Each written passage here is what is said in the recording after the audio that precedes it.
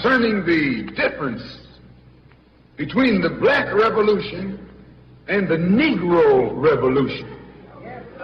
There's a difference. Are they both the same? And if they're not, what is the difference? What is the difference between a black revolution and a negro revolution? First, what is a revolution? Sometimes I'm inclined to believe that many of our people are using this word revolution loosely, without taking careful consideration what this word actually means and what its historic characteristics are.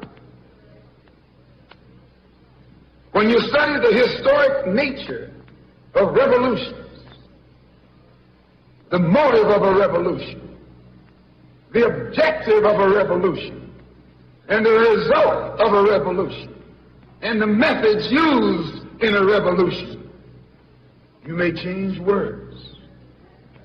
You may devise another program. You may change your goal and you may change your mind. Look at the American Revolution in 1776. That revolution was for what? For land. How was it? Why did they want land? Independence. How was it carried out? Bloodshed. Number one, it was based on land, the basis of independence. And the only way they could get it was bloodshed. The French Revolution, what was it based on? The landless against the landlord. What was it for? Land. How did they get it? Bloodshed. Was no love lost. Was no compromise. Was no negotiation. I'm telling you, you don't know what a revolution is. Because when you find out what it is, you'll get back in the alley. You'll get out of the way.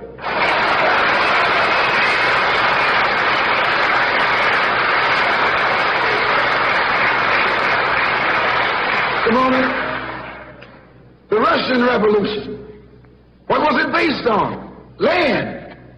The landless against the landlord. How did they bring it about? Bloodshed. You haven't got a revolution that doesn't involve bloodshed. And you're afraid to bleed. I saw if you're afraid to bleed. Long as the white man sent you to Korea, you bled. He sent you to Germany, you bled. He sent you to the South Pacific to fight the Japanese, you bled. You bleed for white people. But when it comes time to seeing your own churches being bombed and little black girls murdered, you haven't got no blood.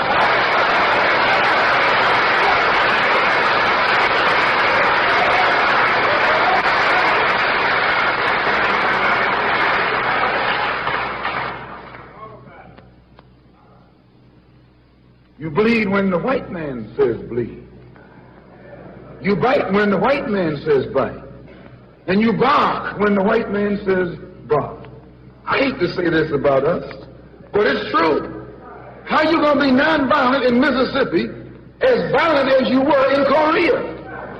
How can you justify being nonviolent in Mississippi and Alabama when your churches are being bombed and your little girls are being murdered? And at the same time, you're going to get violent with Hitler and Tojo and somebody else that you don't even know.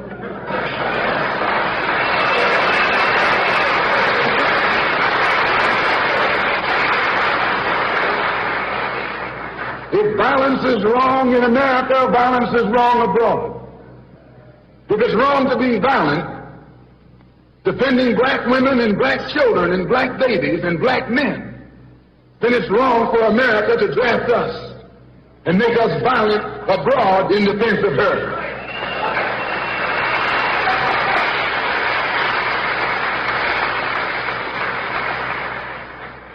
And if it is right for America to draft us and teach us how to be violent in defense of her, then it is right for you and me to do whatever is necessary to defend our own people right here in this country.